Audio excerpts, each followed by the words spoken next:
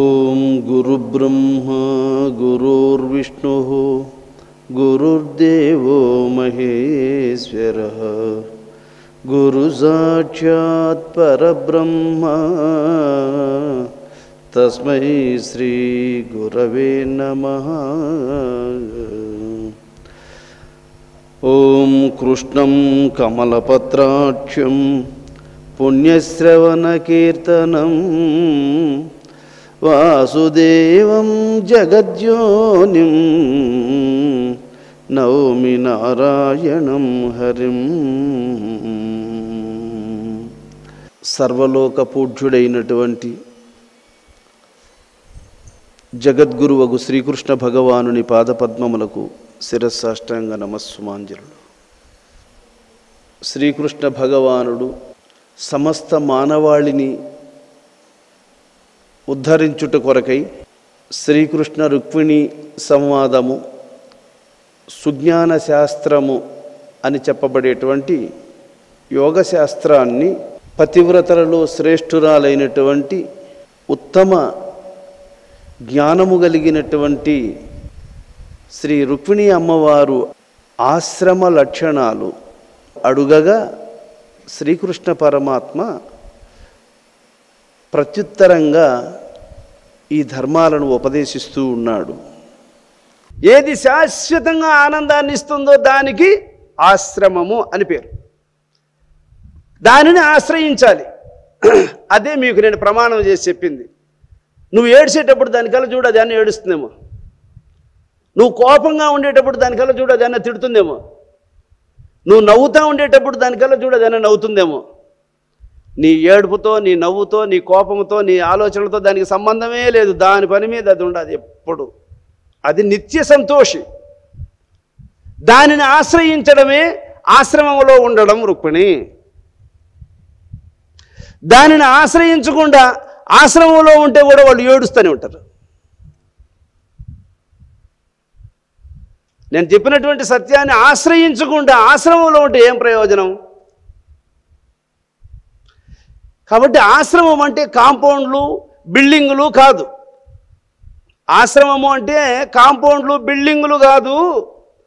ఆశ్రమము అంటే ఈ సమస్త సృష్టి దేన్ని ఆశ్రయించుకొని ఉందో, దేని ఆశ్రయములో ఉన్నాయో ఆ సత్యాన్ని దృష్టి యందుంచుకొని దాని యందు ఒదిగి ఉండడమే ఆశ్రమ ధర్మము.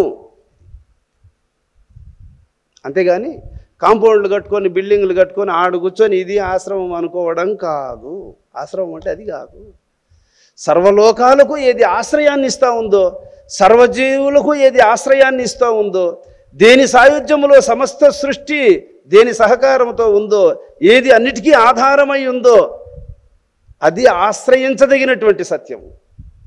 దానిని ఆశ్రయించినటువంటి మహాత్ములకు లేదు శ్రమం. అది ఆశ్రమం. కులశ్రేష్ఠులము మేము కులహీనుడగువాని గురుడని మదినెట్లు గొల్తుమంచువు, దేహాభిమానులై తిరుగువారలు ముక్తి కనలేరు యుగములకైన గాని. వసుమతి రాళ్లలో వజ్రంబు ప్రభవించి కులహీనమయ్యనే గొప్పగాగా, పాలమున్నీటిలో అపల విషము జనించి కులమేమి ఘనతయ్యే గుణములేగా. కాన ఇంతకు గుణములే కారణములు గాని కులమిందు హేతువు కాదటంచు నిల్చి, దేహాభిమానం త్రుంచి పరమగురుని సేవించువారలు పరముగండ్రు.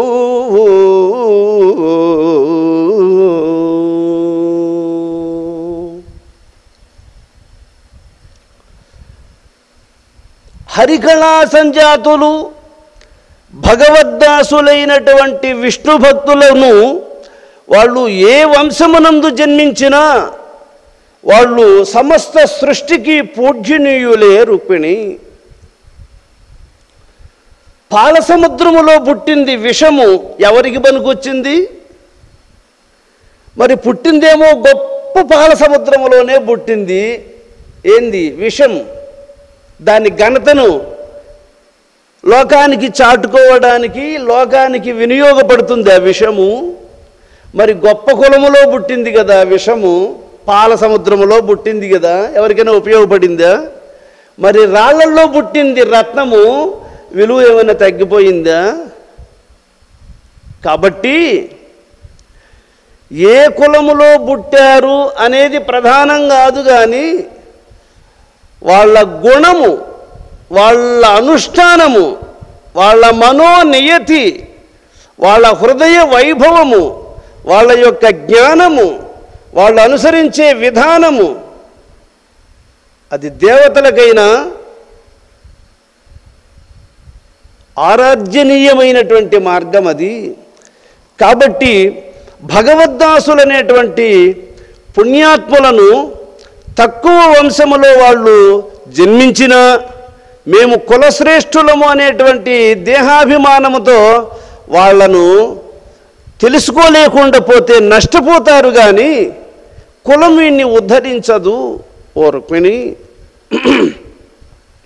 కాబట్టి గుణము ప్రధానమని స్వామివారు చెబుతూ ఉన్నాడు.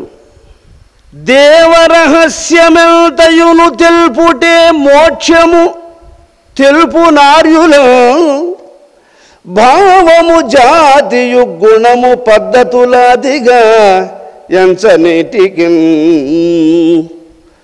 గోవు సుధాంబు పూరములు గోరిన పాలనజగాదగు, గోవు బలంబు సన్నమును కొమ్ములు రొమ్ములు నెన్ననేటికి.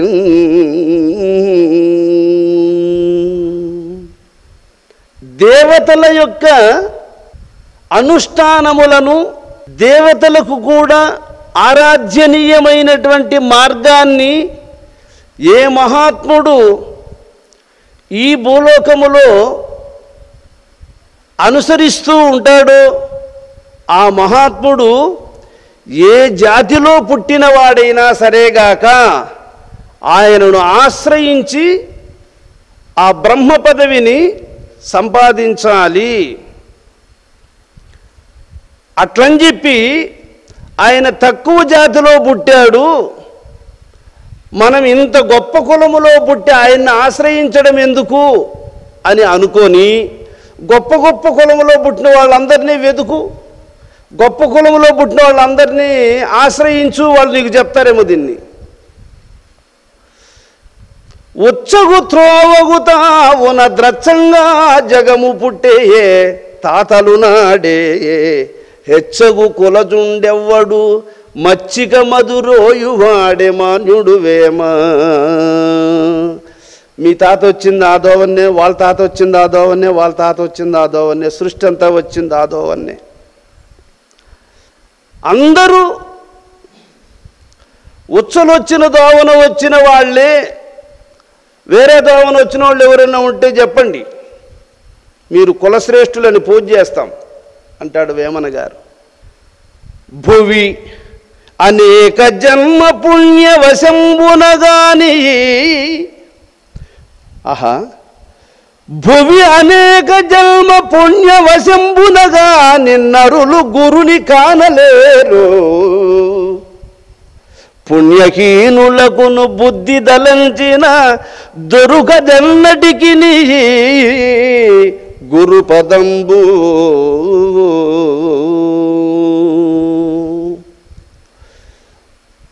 ఈ భూమి మీద అనేక జన్మలు, వేల జన్మలు, కొన్ని కోట్ల జన్మలు జన్మించి పుణ్యకార్యాలు చెయ్యంగా చెయ్యంగా చెయ్యంగా చెయ్యంగా ఆ పుణ్యబల ప్రభావము కలిగిన వానికి చిట్ట చివర గురువును సేవించే భాగ్యం కలుగుతుంది రుక్మిణి. అందుచేత పుణ్య జన్మములను పొంది పొంది తుదకు ప్రాప్యము ప్రాపకము సర్వము వాసుదేవుడే ఎంచు చింతించు జ్ఞాని, దుర్లభుండు మరియు మహాత్ముడు వాడు పార్థ.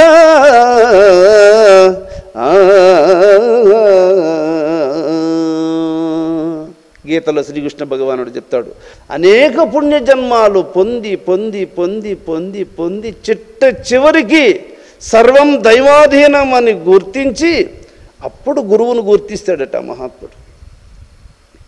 అటువంటి వాడు దుర్లభుడు.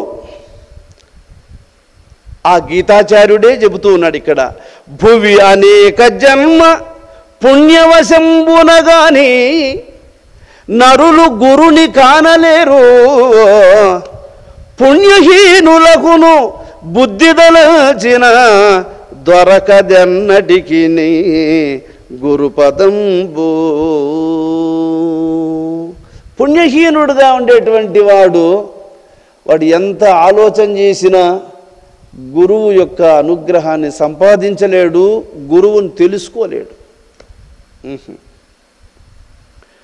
ఓ రుక్మిణి, కోరిమి మర్త్యులందునను కోటికి ఒక్కరుండు కోరు మోక్షము, కోరిమి మర్త్యులందునను కోటికి నొక్కడుండు కోరు మోక్షము, కోరిన వారి యందునను కోటికొగా నొక్కరుండు సద్గురు చేరి ముక్తింగాంచో. గురు చేరిన వారల కోటికొక్కరుడారయ జన్మశూన్యుడగు, అందరికి కడతేర శక్యమే.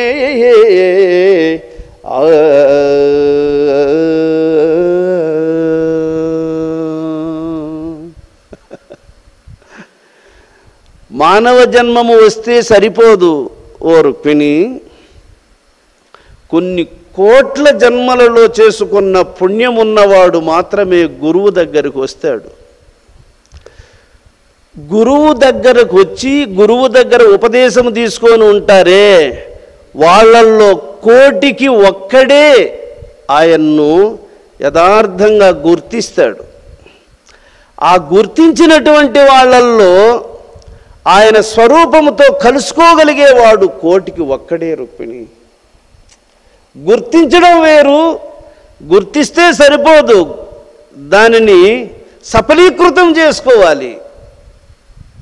విడదీయరానటువంటి అనుబంధం కలిగి ఆ మహాత్మునితో కలుసుకోవాలి. అందువల్ల కోరిమి అనేక మర్చులందు కోటికి నొక్కరుడు గోరు మోక్షము, కోరిన వారి యందునను కోటికొకానొక్కరుడు సద్గురు చేరి విముక్తిగాంచు. గురు చేరిన వారల కోటికొక్కరుండారయ జన్మశూన్యుండగు, అందరికి కడతేర శక్యమే.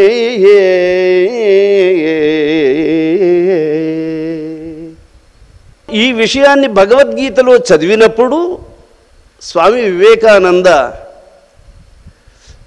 కోటికొక్కడు మోక్షము కోసం ప్రయత్నిస్తాడు, అలా ప్రయత్నించిన వాళ్ళల్లో కోటికి ఒక్కరు మాత్రమే గురువును చేరుతారు. గురువును చేరి ఉపదేశము తీసుకున్న వాళ్ళల్లో కోటికి ఒక్కరు మాత్రమే గురువు యొక్క మార్గాన్ని చక్కగా గుర్తిస్తారు. ఆ గుర్తించినటువంటి వాళ్ళల్లో కోటికి ఒక్కరే ఆ మార్గములో మనస్సును నియమించి సర్వం దైవాధీనం అని తెలుసుకొని సమస్తాన్ని ఈశ్వరునికి సమర్పించి ఆయనతో కలుసుకోగలిగేవాడు కోటికొక్కడు అని అన్నారు కదా. ఆ ఒక్కడు నేనే ఎందుకు కాకూడదు అని నిర్ణయించుకున్నాడండి స్వామి వివేకానంద. ఆ ఒక్కడు నేనే ఎందుకు కాకూడదు, ఆ ఒక్కడిని నేనే అని ప్రయత్నించు, తప్పకుండా ఆ ఒక్కడు నువ్వే.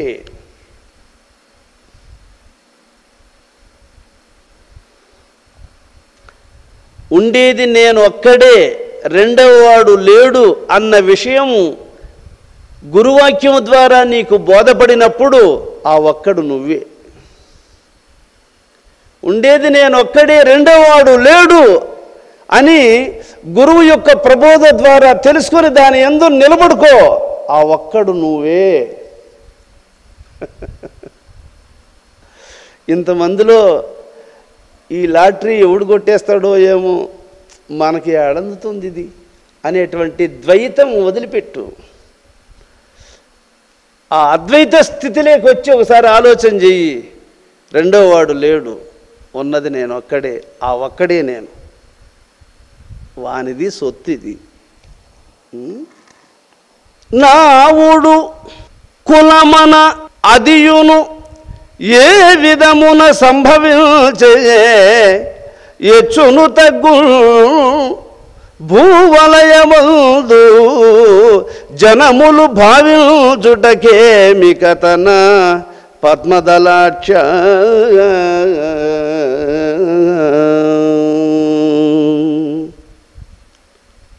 ప్రాణేశ్వర, అసలు సర్వ మానవులు పంచభూతాల వల్ల ఏర్పడిన వాళ్ళే, పంచభూతాల చేత సృజింపబడిన వారే. చీమ, దోమ మొదలుకొని 84 లక్షల జీవరాశులు పంచభూతముల యొక్క అంశములే. పంచభూతముల చేత నిర్మింపబడిన దేహములే అయినప్పుడు సర్వశరీరముల యందు ఉన్నది ఒకే ఆత్మ అయి ఉండగా ఈ కులభేదములు అనేటువంటివి ఎట్లా ఏర్పడినాయి, ఈ హెచ్చు తక్కువలు అనేటువంటి భేదాలు ఎట్లా ఏర్పడినాయి? ప్రాణేశ్వర, ఇవి ఎప్పటి నుంచి ఎలాగా ఇవి విస్తరించి లోకములో ప్రాకిపోయి ఉన్నాయి బాగా, దీని గురించి నాకు చెప్పు స్వామి అని అడుగుతుంది. ఒక కుటుంబములో కొందరు వ్యవసాయం చేయాలి, కొందరు పశువులను మేపుకురావాలి, కొందరు ఈ కుటుంబానికి సంబంధించిన ఏవేవైతే అవసరములై ఉన్నాయో వాటినన్నిటినీ సేకరించడానికి కొందరు కావాలి.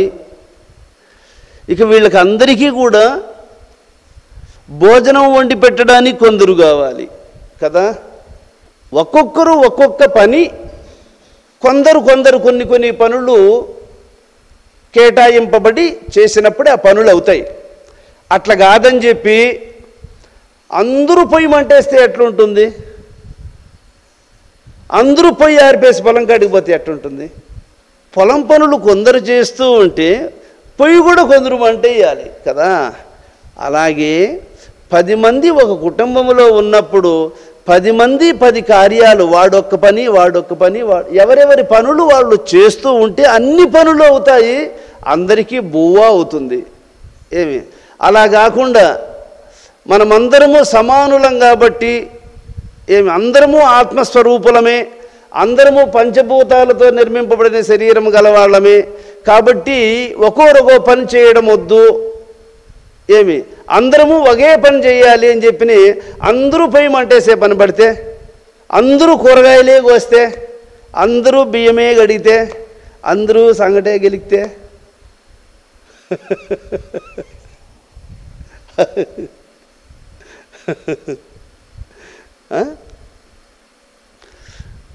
పోని అందరూ పొలం కాడికే వెళితే, ఎంతమంది ఉంటే అందరూ పశువుల కాడికే వెళితే ఎట్లుంటుంది? పనులు అవుతాయా? కుటుంబం సాగుతుందా? అదేనా కుటుంబము సమగ్రంగా కొనసాగింపబడేటువంటి మార్గం అదేనా? కాబట్టి ఇది విశ్వ కుటుంబం. ఈ విశ్వ కుటుంబములో కొందరు కొన్ని పనులు చేయాలి, మరికొందరు ఇంకొన్ని పనులు చేయాలి, మరికొందరు ఇంకొన్ని పనులు చేయాలి. ఇలాగా కొందరు కొన్ని కార్యాలకు కేటాయింపబడడం చేత ఏర్పడినటువంటివి ఈ జాతులు. అంతే నాయనా, మీరందరూ ఈ పనులు చేయండి, మీరు ఈ పనులు చేయండి, మీరు ఈ పనులు చేయండి, ఇలాగా వచ్చేసేవి అంతే. కాబట్టి అందరూ భగవత్ సంతతికి చెందినటువంటి వారే. ఇప్పుడు ఒక పనస చెట్టు, వేదం ఒక మాట చెప్తుంది, విష్ణుదేవునికి పాదములో పుట్టిన వాళ్ళు శూద్రులు,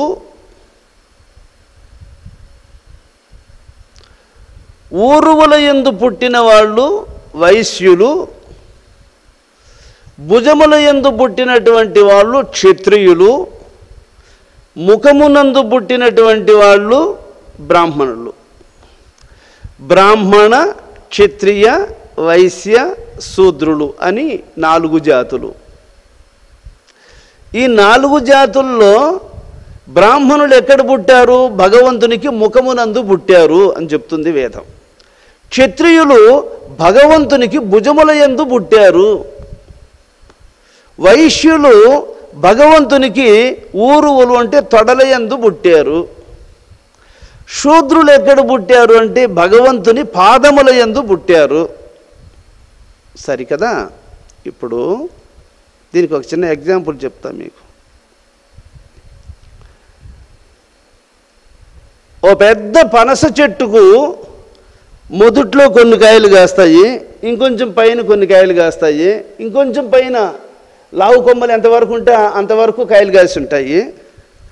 కింద కాసింది ఏం కాయ, మధ్యలో కాసింది ఏం కాయ, పైన కాసింది ఏం కాయ? అది మొదట్లో కాసింది ఏం కాయ, మధ్యలో కాసింది ఏం కాయ, కొనాన్ని కాసింది ఏం కాయ? అది అంతా పనసకాయే.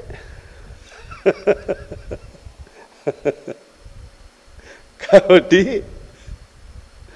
ఒక తండ్రికి 10 మంది బిడ్డలు పుడితే ఈ 10 మందిని నిలబెట్టి, అరే మీ నాయన పేరు ఏం పేరు రా అని అడుగు. వాడు రామయ్య మా నాయన పేరు అంటాడు. పోనీలే మీ నాయన పేరు ఏం పేరు రా, మా నాయన పేరు కూడా రామయ్య అంటాడు. 10 మందిని అడుగు, 10 మంది కొడుకులను, 10 మందిని కూడా మా నాయన పేరు రామయ్య అనే చెప్తారు. ఎవరై 10 మందికి మీ నాయన ఒకడేనంటారా అంటే అవును కదా. కాబట్టి సృష్టికి అంతటికి తండ్రి భగవంతుడు ఒక్కడే.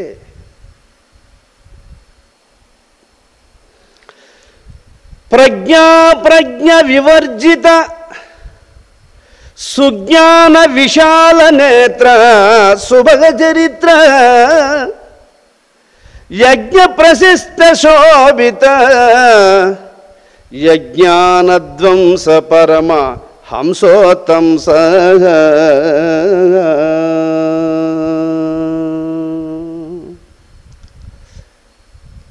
ప్రజ్ఞలకన్నిటికీ ఆధారమైనటువంటి వాడా, సుజ్ఞానమును అనుగ్రహించదగినటువంటి విశాలమైనటువంటి దివ్యనేత్రము గలవాడా, అజ్ఞానమును ధ్వంసము చేసి ప్రశస్తమైనటువంటి జ్ఞానాన్ని అనుగ్రహించదగినటువంటి వాడా, పరమహంస స్వరూపమైనటువంటి ఓ సద్గురుదేవ నమస్కారం.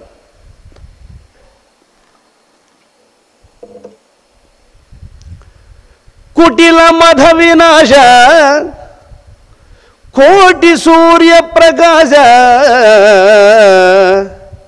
పటుధర పరతత్వ పంచభూత ప్రభుత్వ చటుల ధురిత దూర సర్వ వేదాంత సార ఘటన నటన ధారి కామశూన్య ప్రచారీ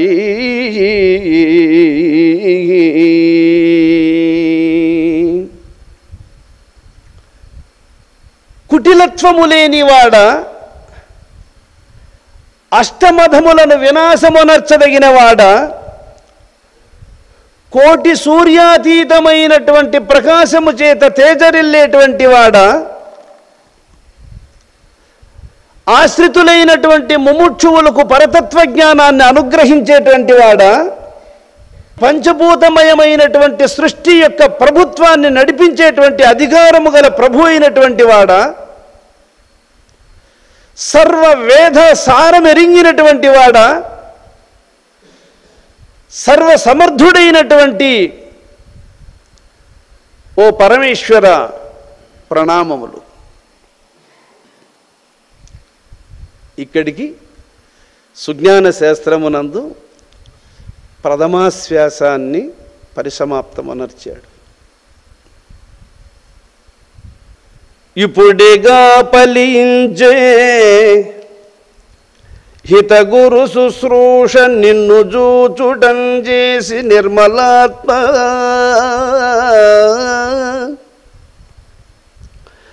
ఇప్పుడేగా సిద్ధించే తపములు వ్రతములు నీ దర్శనంబున నీరజాక్ష ఇప్పుడేగా నా జన్మమెల్ల సార్థకమయ్యే కనులార నిన్ను జోడ కౌసలేయ ఇక నిగా స్వర్గంబునే నెగగందు దివుట నిల్పూజింపదేవర్య నీ దయార్ధ దృష్టి నిహత పాతకనైతి నరవిధారి అక్షయంబులైన పదములందుదాన పరమ భవ్య చరిత్ర యఘలతాల విత్ర యసిత గాత్ర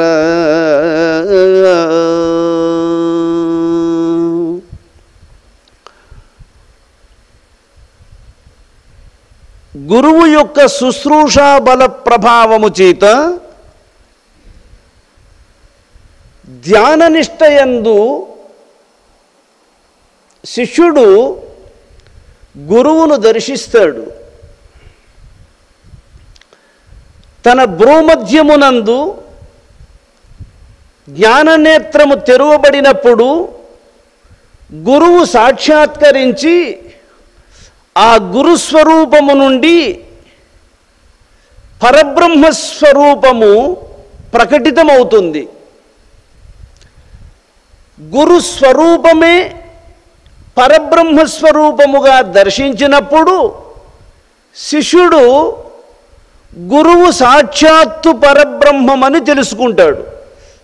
కాబట్టి ఎంతటి గొప్ప సాధకునికైనా యోగ దృష్టి యందు మొట్టమొదట గురువు సాక్షాత్కరిస్తాడు. గురు స్వరూపము నుండే పరబ్రహ్మస్వరూపము ప్రకటితమవుతుంది. అప్పుడే అతడు గురు సాక్షాత్ పరబ్రహ్మ తస్మై శ్రీ గురవే నమః. గురువు సాక్షాత్తు పరబ్రహ్మం అని తెలుసుకుంటాడు. కాబట్టి ఎప్పుడైతే గురువు తెలియజేసినటువంటి యొక్క సత్యాన్ని నిష్ణాతుడై నియమము తప్పకుండా మనస్సును ఆ సత్యస్వరూపమునందు మిళితమొనర్చి జీవనము కొనసాగిస్తాడో అప్పుడు అతనికి గురుసేవ ఫలితం భగవద్ దర్శనంగా మారుతుంది. అందువల్ల రామచంద్రమూర్తిని దర్శించినప్పుడు శబరి ఇప్పుడేగా ఫలించే హితగురు శుశ్రూష నిన్ను జూచుట చేత నిర్మలాత్మ. శ్రీరామచంద్ర, కౌసల్యానందనుడైనటువంటి నిన్ను దర్శించగలిగేటువంటి భాగ్యము నాకు ఎలా కలిగిందో తెలుసా? ఇంతకాలము గురుసేవ చేసిన దానివల్ల నాకు ఈ భాగ్యం కలిగింది మహాత్మా అంటే. సూర్యవంశపు రాజులలో అజమహారాజు పుత్రుడు దశరథ మహారాజు. దశరథ మహారాజు కొడుకు కదా నువ్వు రామచంద్ర అని ఆమె భావించి ఉంటే ఇంకా ఆమె జ్ఞానము కొరగానిదై ఉండేది. కానీ ఆమె భగవంతుడు అర్హత కలిగినటువంటి తల్లిదండ్రుల గర్భమున అవతరించాడని తెలుసుకున్న సాధ్వీమణి ఆమె. అందుకేనండి మహాత్ములను ఈ భూలోకములో శరీరంతో ఉన్నటువంటి మహాపురుషులను తెలుసుకోవాలంటే వానికి పూర్వపుణ్యం ఉండాలి. పూర్వపుణ్యం ఉన్నటువంటి వాడు మాత్రమే మానవాకారములో ఉన్న మహాత్ముడితడని గుర్తించగలుగుతారు. పూర్వజన్మ పుణ్యము లేనటువంటి వాడు మహాపురుషులను మనలాంటి వాళ్ళులాగానే భావించి వాళ్ళను తిరస్కరిస్తూ ఉంటారు. వాళ్ళని తెలుసుకోలేకనే జీవితాన్ని నాశనం చేసుకుంటూ ఉంటారు. అందుచేత రామా ఇప్పుడేగా ఫలించే హిత గురు శుశ్రూష. ఇక్కడ హితము అంటేమి మేలు, హితము అంటేవి మేలు. హిత గురు శుశ్రూష, నాకు మేలు చేసింది ఏది అంటే గురుసేవ. గురుసేవ వల్ల నాకేం మేలు కలిగింది అంటే భగవంతుని దర్శనం కలిగింది. ఇంతకంటే మేలు కావాల్సింది ఇంకేముంది? భగవంతుని దర్శనం ఎవరికి కలుగుతుంది అంటే ఆయన అనుగ్రహం ఎవరికి ఉంటుందో వాళ్ళకే కలుగుతుంది. అది ఆయన దర్శనం ఇవ్వాలి అని ఆయన హృదయంలో తలచకపోతే ఆయన దర్శనమే కాదు. ఆయన మనసులో అనుకుంటే వీనికి దర్శనం ఇవ్వాలి అని ఆయన అనుకోవాలా, అప్పుడే నీకు ఆయన దర్శించే భాగ్యం కలుగుతుంది. ఆయన ఎప్పుడు అనుకుంటాడు చెప్పు నీకు దర్శనం ఇవ్వాలని? ఎప్పుడు అనుకుంటాడు చెప్పు? నీకు అంత పుణ్యం ఉన్నప్పుడు, అంత జ్ఞానం ఉన్నప్పుడు, సమస్తాన్ని సమర్పించుకున్నప్పుడు, ఇంకా ఈ లోకంలో నాకు కావలసింది నీవు తప్ప ఇంకా నాకు ఇంకేది అవసరం లేదు స్వామి అనేటువంటి సమర్పణ భావం కలిగినప్పుడు, ఇంకా వేరు చింతలేనటువంటి మనస్సుతో భగవంతుని స్మరించినప్పుడు, అప్పుడు ఆయన శివుని మీద భక్తి సీమంత దప్పిన కాదు కాదు ముక్తి కాదు వేమ అంటాడు మహానుభావుడు వేమన గారు. సీమంత కొరతుంటే కూడా భగవంతుని విషయంలో ఆయన దర్శనం కలుగుదంట. శివుని మీద భక్తి సీమంత దప్పిన కాదు కాదు ముక్తి కాదు వేమా.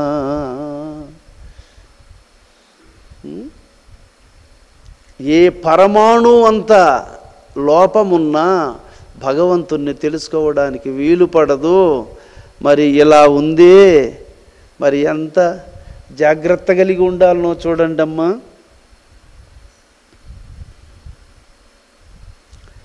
అందుచేత ఇప్పుడేగా సిద్ధించే తపములు వ్రతములు నీ దర్శనంబున నీరజాక్ష. ప్రతిరోజు పద్మాసనములో కూర్చుంటున్నావా? బ్రహ్మ ముహూర్తములో లేచి, అది తపస్సు. ప్రతిరోజు సూర్యోదయ సమయానికి దీపం వెలిగిస్తున్నావా? పుష్పములను స్వామికి అలంకరిస్తున్నావా? చేతులెత్తి నమస్కరిస్తున్నావా? మనసారా స్వామిని స్మరిస్తూ ఉన్నావా? ఇది వ్రతం. ప్రతిరోజు స్వామిని పూజిస్తున్నావా? ప్రతిరోజు బ్రహ్మ ముహూర్తములో ధ్యానిస్తూ ఉన్నావా? ప్రతి శక్తి కొలది నీవు చేయదగిన సమయములో నువ్వు చేయదగినంత సహకారాన్ని, మాట సహాయం కావచ్చు, అంత భూమి పెట్టడం కావచ్చు, అంత ఆశ్రయం ఇవ్వడం కావచ్చు, ఏ సమయానికి ఎవరికి ఏది ఎంత నీ వల్ల అవ్వుతుందో చేయగలుగుతావో అంత చేస్తున్నావా? ఇవన్నీ నియమాలే. ఎక్కడ కానీ ఏ లోపము లేకుండా మెలిగిన దానికి గుర్తు ఇప్పుడేగా సిద్ధించే తపములు వ్రతములు నీ దర్శనంబున నీరజాక్ష.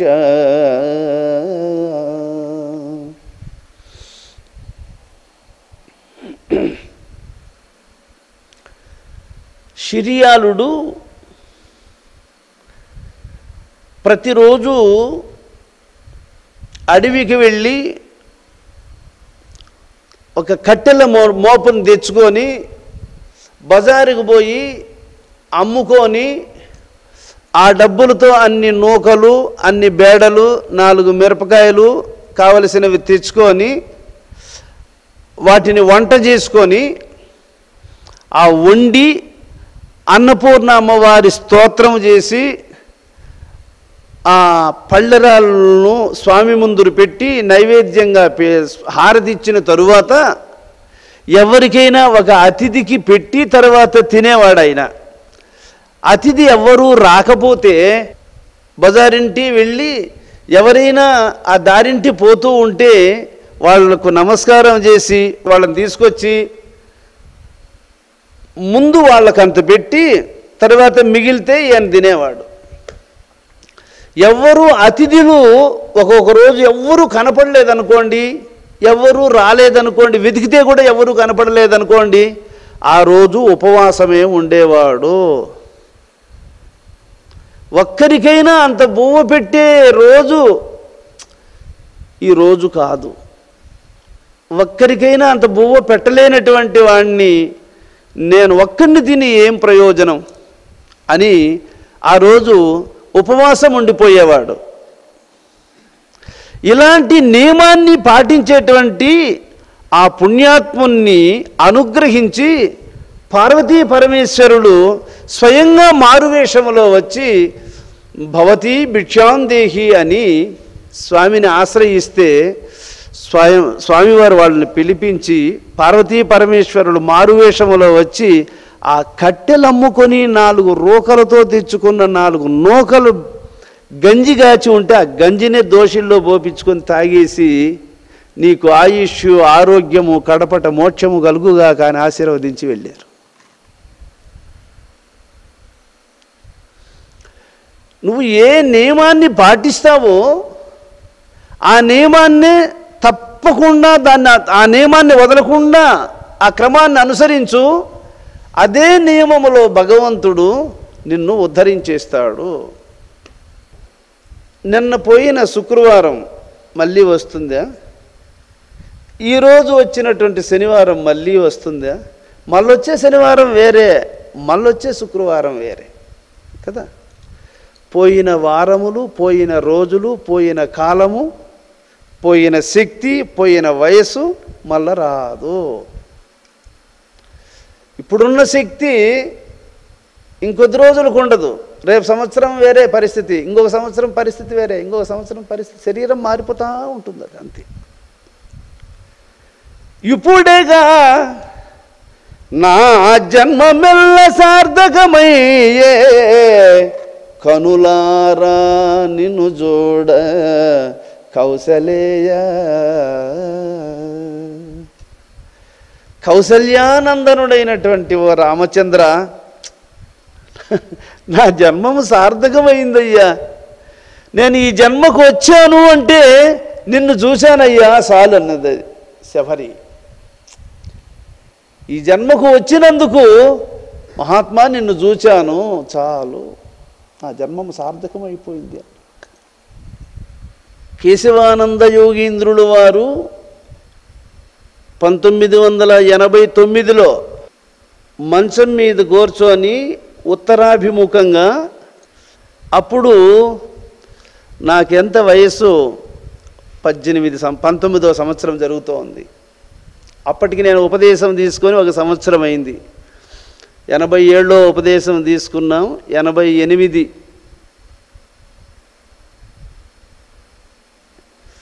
88లో అన్నాడు ఈ మాట. ఏమని అంటే, ఆ ప్రాంతానికి వెంకటరమణను పెడతాను నాయన, ఇక్కడ మధువును పెడతానన్నాడు.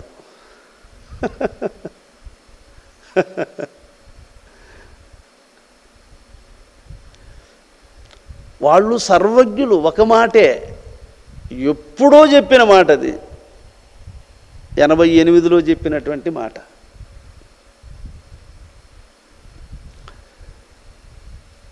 అంతటి దివ్యజ్ఞాన సంపన్నులు, దూరదృష్టి కలిగినటువంటి వాళ్ళు, త్రికాలవేదులు, కాలాన్ని శాసించగలిగినటువంటి వాళ్ళు, సత్యసంధులు, అవతార పురుషులైనటువంటి మహాత్ములను గురువుగా పొందడము, వాళ్ళను సేవించడము, వాళ్ళు వచ్చిన సమయంలో మనం కూడా జన్మకు వచ్చి వాళ్ళకు శిష్యులు అవ్వడము ఎంత అదృష్టము.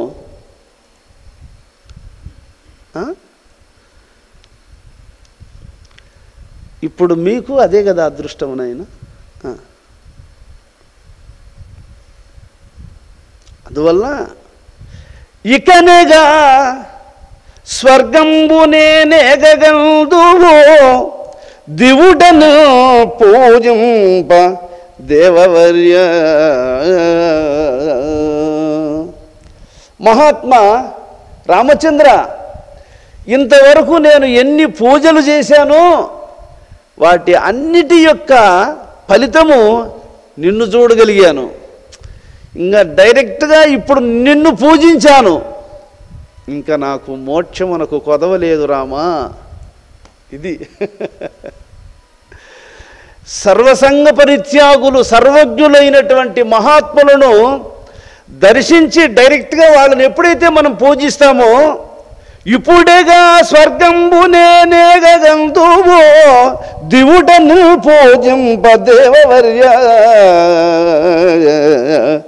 నీ దయార్ధ దృష్టి నిహత పాతకనైతి. రామా, ప్రత్యక్షంగా నీ చూపులో పడిందయ్యా ఈ స్వరూపము, చాలు పావనమైపోయింది నా జన్మం అనేసాడు అంటుంది అమ్మ శబరీదేవి. నీ కనుచూపు లోపల పడింది ఈ స్వరూపము, సార్థకమైపోయింది రామా, నేను ధన్యురాలను తండ్రి. ఎంత చక్కగా అర్థం చేసుకుంటారు చూడండి వాళ్ళు. నీ దయార్ధ దృష్టి నిహత పాతకనైతి నరవిధారి అక్షయంబులైన పదములందుదాన. ఇంకా నాకు అక్షయమైనటువంటి పదవి, మోక్షము, తరగని సుఖాన్ని అనుగ్రహించదగినటువంటి మోక్షమును నేను పొందినాను రామచంద్ర. భవ్య చరిత్ర యఘలతాలవిత్ర యసితగాత్ర.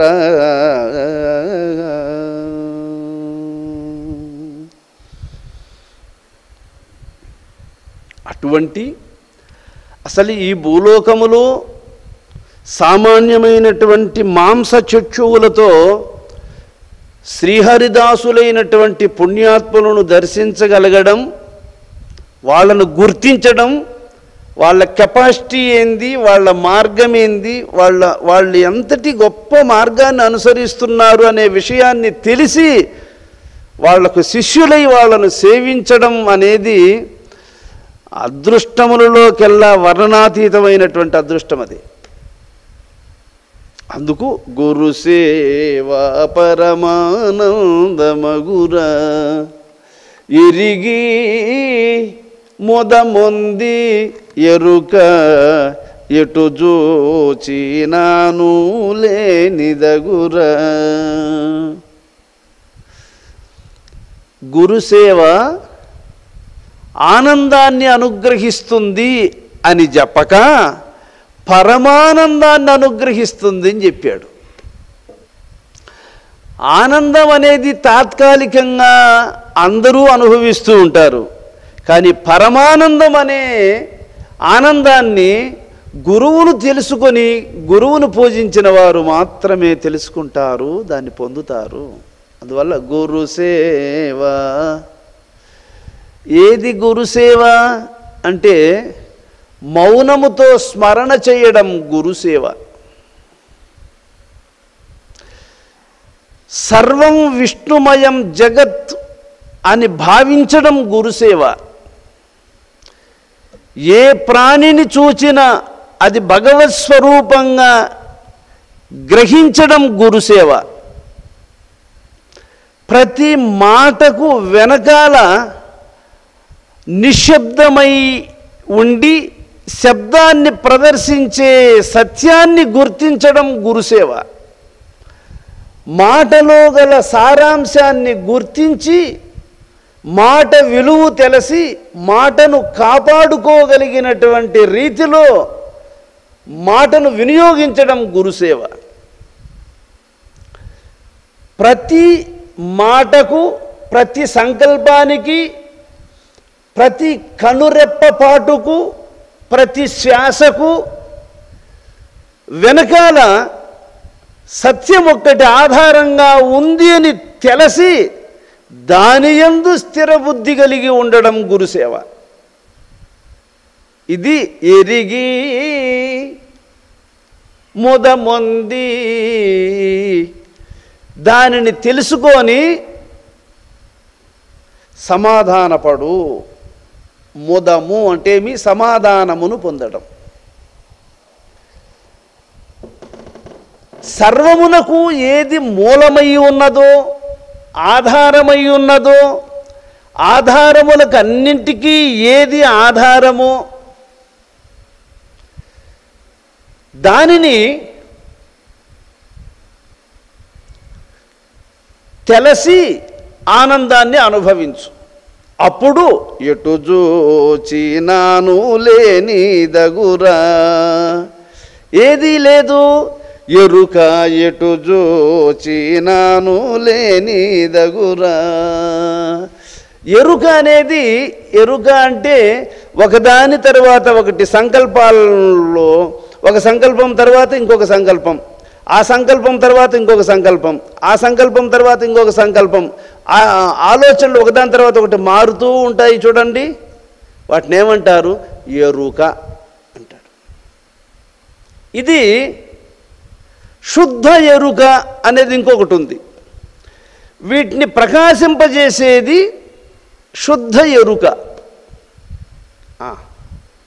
వీటిని ప్రకాశింపజేసేదానిని శుద్ధ ఎరుక అంటాడు. ప్రకాశం అంటే ఒక ఒక ఒక దీపాన్ని వెలిగించడం,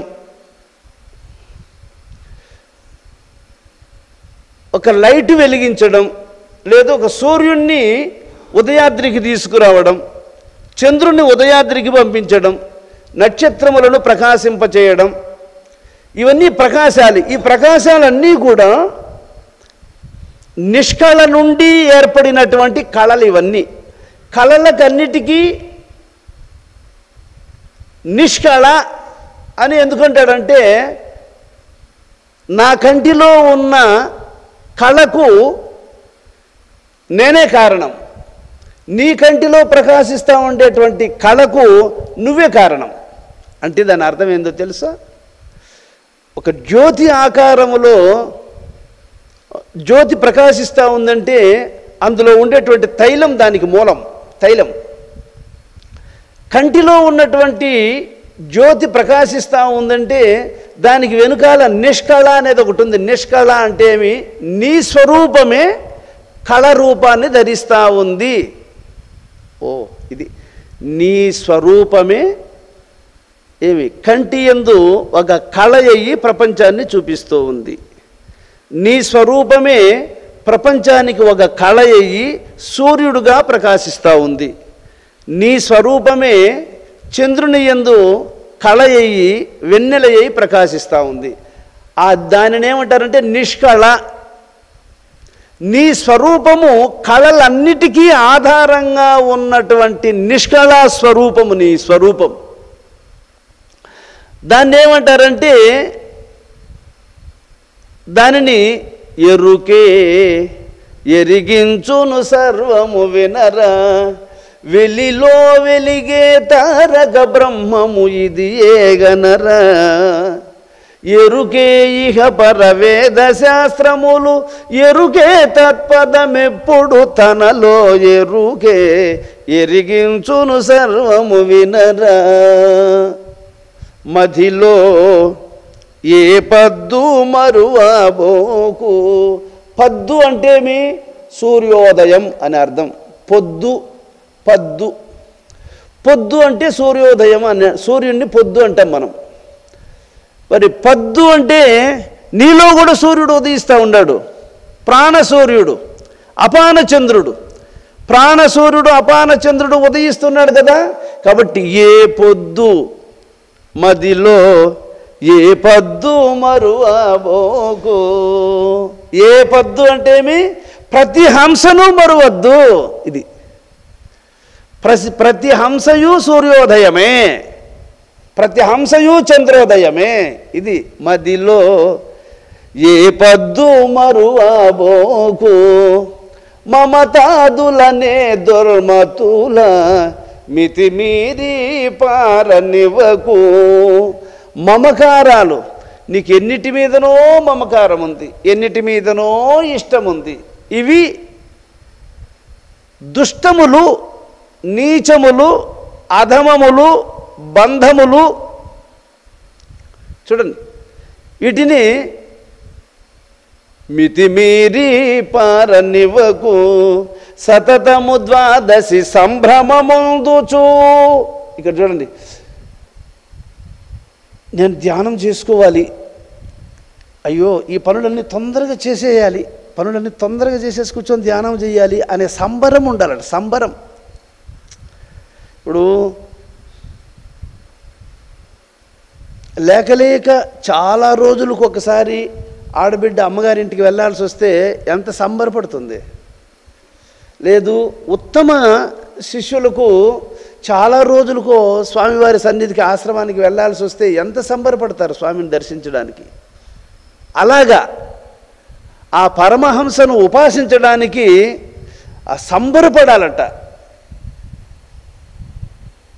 సతతము ద్వాదశి సంభ్రమముందుచు, సతతము ద్వాదశి సంభ్రమముందుచు, ఎంతసేపు ధ్యానం చేసినా ఇంకా చెయ్యాలి, ఇంకా చెయ్యాలి, ఇంకా చెయ్యాలి అనేటువంటి సంబరం ఏర్పడాలట, సంబరం. అప్పుడండి నిజంగా ధ్యానం అనేది కొనసాగుతుంది. అయ్యో ఇంతసేపా, చాలే ఇటుకి చాలే, ఇదో ఇంత మాత్రం చాలు, ఈ పొద్దుటికి ఇంత మాత్రం చాలు అనే ధ్యానము. స్వామివారు చెప్పారు, తప్పకుండా లేయాల్సిందే, తప్పదు. నా బలింతానికి చేసే ధ్యానం ఇవి. నీకై ఏడుపు వస్తే ఏడ్చేదానికి, ఎవరో ఏడుస్తూ ఉంటే చూసి ఏడ్చేదానికి చాలా తేడా ఉంటుంది. నీకు ఏడుపు వచ్చి ఏడ్చేదానికి, ఎవరన్నా ఏడుస్తూ ఉంటే వాళ్ళని చూసి ఏడ్చేదానికి చాలా తేడా ఉంటుంది. అలాగా భగవంతుణ్ణి నువ్వు తెలుసుకోవాలనేటువంటి పరితాపం.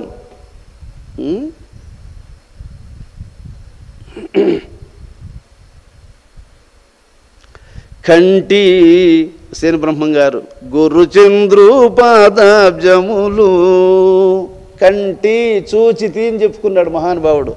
కంటి గురుచంద్రు పాదాబ్జములు ఎట్ల కన్నాడు ఆయన అంటే, పూజించి పరముగంటి నాలుగింటి పైకిల్గంటి, పూజించి పరముగంటి. కాబట్టి పూజ అంటే ఎలా చేయాలి? సోహంభావేన పూజయేతు ఉపనిషత్తు. ఆ పరమహంసను ఉపాసించడమే నిజమైనటువంటి పూజ.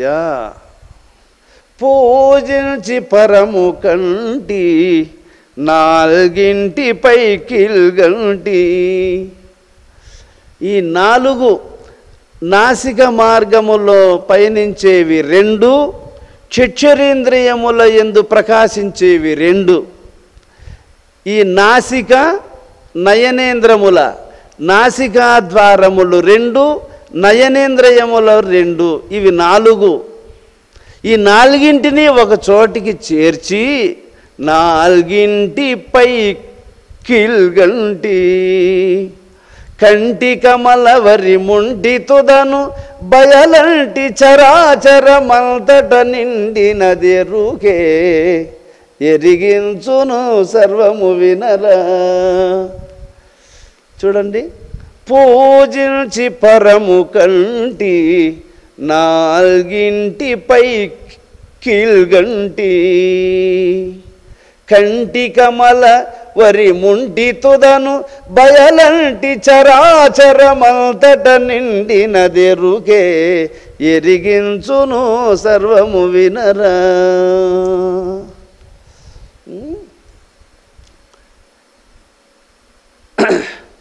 మాయతో కూడిన ఎరుక మాయకు అతీతమైనటువంటిది ఎరుక. దీన్ని ఎరుక అంటే సమస్తమును ఏది మరుపు లేకుండా తెలుసుకుంటా ఉందో దానికి ఎరుక అని పేరు.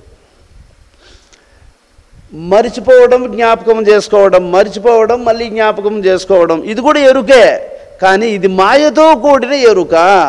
ఇది మరుపే లేని ఎరుక. అది మాయను తన అధీనములో పెట్టుకొని మాయకు అతీతమైనటువంటి ఎరుక. అది మరుపు లేనిది. దానికి విష్ణువు అని పేరు. మరువను తెరువా ఎప్పుడు, అది మరువను తెరువా ఎప్పుడు, మరచిన మరుతును అని ఎరిగి మొరగక మరువక మొరయిడిరయేని మరి అన్యమూలం. దానికి భగవత్ స్వరూపం అని పేరు నాయన.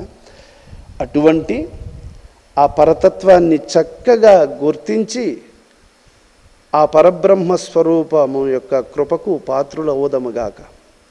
జయ జానకీ రమణ గోవింద, జయ ప్రహ్లాద వరద గోవింద, జయ ఆంజనేయ వరద గోవింద. శ్రీ శ్రీ సద్గురు స్వామి పాదారవిందములకు, శ్రీ శ్రీ సద్గురు స్వామి పాదారవిందములకు నమో.